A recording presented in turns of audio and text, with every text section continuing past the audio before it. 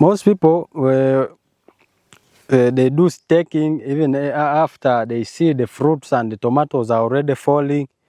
That's when they start thinking of staking. No, that's not true.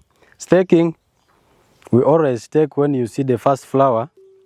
The first flower, then that means you have to prepare for the what is coming, the fruits. You see the first flower in your garden, try think about staking. There are different ways of staking.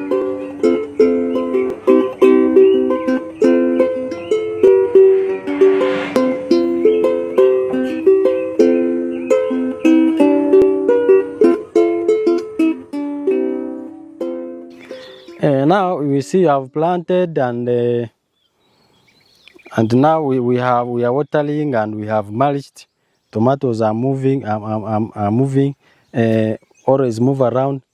We see if there is the one which didn't survive, we can replace. We don't want to have a garden with gaps. Then in these mulches, there may have these cutting insects, the cutworms, the grasshoppers. So you need to spray some repellent like rocket to repel away all those insects from coming and cutting our seedlings. Then again, from that, that's when we go to the first fertilizer application. Remember, we saw that people have a myth that these soils will support. No, you need to support these soils in order to get a bumper harvest. So it should be done between 2 to 3 weeks after transplanting. That is when we use a lot of nitrogen fertilizers. Nitrogen fertilizers, they will help us. They will help these tomatoes to grow with a good green color and to put more branches. And nitrogen, it helps in vegetative growth. So after 2 to 3 weeks, that's when we put nitrogen fertilizers like urea, like can. We top dress it around our tomatoes. So we don't put the fertilizer directly into the tomato stem and roots. No, the fertilizers are corrosive and they are going to burn our plants. You see them wilting. So as we are putting, as you leave at least this thumb from the stem of the plant, you put a ring around and then you put your fertilizer. That is the first fertilizer application. And when you put the fertilizer, our nitrogen rich fertilizer, you cover the soil for it not to escape into the atmosphere through volatilization. So we need to cover, to put the fertilizer, and we cover. The plant will take in the what? That fertilizer. So we keep managing this garden as we are moving weeds, as we are watering in case of no rain, as we are monitoring to see if there are pests and diseases, then we control. These tomatoes have a lot of pests and diseases. They are mostly liked by these sucking pests. Sucking pests, these are like aphids, like whiteflies, which hide on the leaves, underside the leaves, and they start sucking sap from the tomato leaves. So when they suck, these ones transmit a virus, the leaf curl virus. You find all the leaves are mottled, are curled. So tomatoes are liked by those pests, and you need to always monitor very well in your garden. If you see your leaves are starting to curl, or if you see under the leaves and you see some black or yellowish insects underside the leaves, just act very fast, because when the leaves are curled, that means they are not taking in enough, they are not making enough food for the plant, and you will not get harvest. We control those ones by spraying with a imidacloprid. That one is enough. It is systemic, it can kill and chase away all those insects. Tomatoes are liked by Now that is all. They like being there on the vegetative stage because they feed on the leaves. Then other insects which attack tomato leaves, they are the tuta absoluta. Those are small worms which come and hide inside our tomato leaves. They eat from inside. So you see the leaves as if they are scorched. When you come to the garden, you see the leaves as if they are scorched, as if they are burnt. Kumbe the caterpillar is inside eating the leaf. So that one also is very dangerous, most especially in this dry season. And it can finish all your garden if you don't control it. So those worms are easily controlled by ivermectin benzoate. You can get any pesticide with ivermectin benzoate and you solve that problem.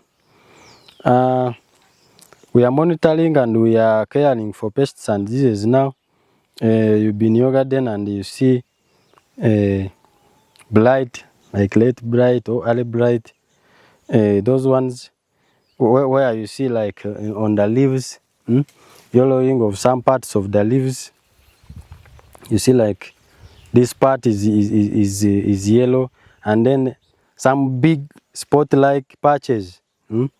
So one is early blight, another one is late blight.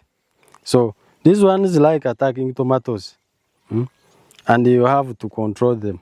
We control them by using mancozeb. That's the control measure. Use mancozeb as your crops are growing.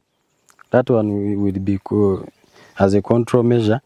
Then in case they come and you're already seeing them in your garden, that's when we put a mixture of mancozeb and metalaxyl. That's when we use copper-based fungicides to spray these diseases from our tomatoes. Remember, these tomatoes take 2.5 months. So they have grown 1.5 months in the garden. They are starting to flower. That's when you come for the second top dressing with the fertilizers full of potassium. Potassium will help in the flower and fruit formation. And when we plant tomatoes, we need a lot of fruits from them in order to get a lot of money. Each fruit is money, and fruit with size. So that's when we use fertilizers full of potassium. We again top dress. By this time we use a much higher grams, over 10 grams. Those are two bottle tops of Renzori, the bottle cover. We put around our flowering tomatoes. Then as we keep on doing other management practices, we are watering, we are spraying insects and diseases.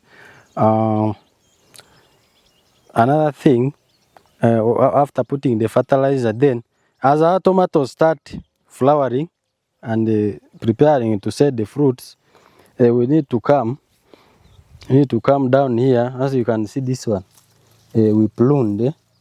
You have to come here and cut off the excess branches, the diseased branches, and then the leaves, the diseased leaves, and the suckers.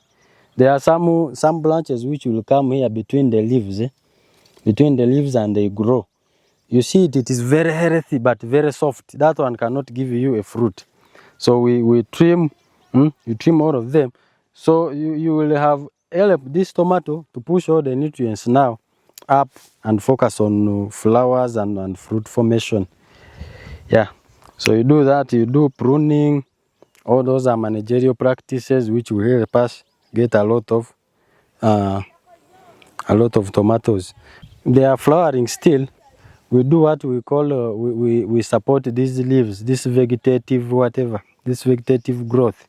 We support it with vegetative sprays, foliar sprays. Foliar sprays, there are foliar sprays for flower and fruit. Now like BMO, it can help to boost the flower formation. It can help these plants to produce more flowers, like All-in Gold and Easy Grow flower and fruit, Gatit flower and fruit. Those ones will help to prevent flower abortion and to help a plant to put a healthy seed from the fruit. from the flower. One of the agronomic practices we use in order to get a good harvest from tomatoes is what we call staking. Staking. Staking, this is the act of putting our tomatoes off the ground, and we make them grow up, not on the ground, throughout their growing stage. Most people, they do staking even after they see the fruits and the tomatoes are already falling. That's when they start thinking of staking. No, that's not true. Staking, we always stake when you see the first flower. The first flower, then that means you have to prepare for what is coming, the fruits. You see the first flower in your garden, try thinking about staking. There are different ways of staking.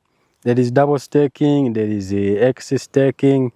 For us, we are using this line staking, where you put the sticks on line, you put another stick on top, then you support these stems and branches on this top stem. So every branch that comes and you see it is bearing flowers and is coming to get fruits, you tie it where? Up on this top wood we have put here. That's why you see there are a lot of strings. So these ones are supporting every branch, so that the crop will not be on ground and will not be very heavy. If you tie all this on one plant, it may be very heavy on it and which may break. So you support each plant on its own. Why do we do staking? First of all, to increase the air circulation. Like we see here, the fruits are exposed. All you can do this and see the whole plant. There is no shade inside, so air and sunshine are all reaching every part of the plant. This one will help in because when there is a lot of shade and moisture, because when it is piled on the ground, there will be a lot of moisture and shade. So insects will hide there, they start destroying our crops. The diseases will start developing from that moisture. So here, even if you water or it rains, these leaves, they will dry very fast because there is air circulating and sunshine. So they will not keep moisture a lot. And you know, tomatoes, they don't deal with moisture on their leaves. Even a hint, when we are watering our tomatoes, we don't need to water on top. Tomatoes don't need water here on top on the leaves. Water down where the roots are, where the stem is. Don't water on top. So staking will help us to prevent that pests and diseases through putting the plant off the ground. Another thing why we stake, we want to maintain hygiene. So your tomatoes have grown, they have ripened, but they are sleeping in mud. Even someone who will come to buy may give even little money because of the dirty tomatoes, which you will prevent when you raise them. You have raised them, now they are here, very clean. So it helps to keep hygiene and cleanliness in the garden. Another thing of staking, they help us to, you can easily monitor and see that this plant is diseased or there is some insects attacking the plant, because plant is not sleeping on the ground. When you are passing on the ground, some diseases may be hiding down on the downer leaves, or the pests you may not even realize or see them at first.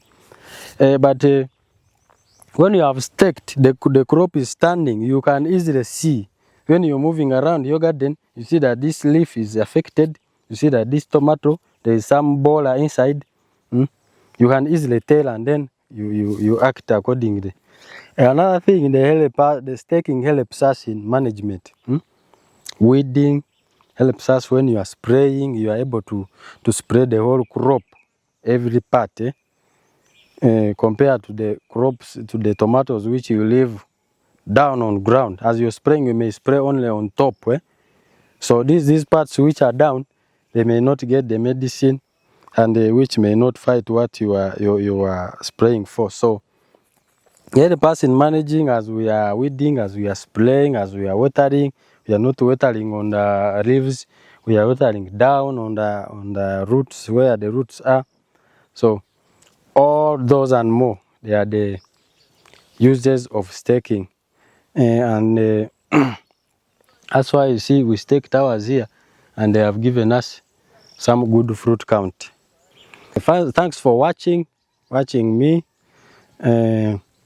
My name is Chiza Rogers, as I've said, Field Extension Officer for Agranmo in Akapiripi District.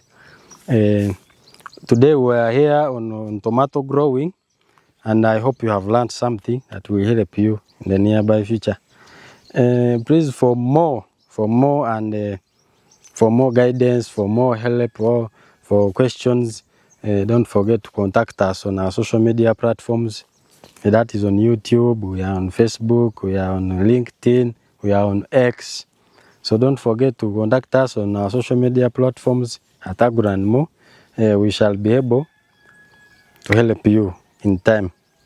Thanks for watching once again. We meet in the next episode.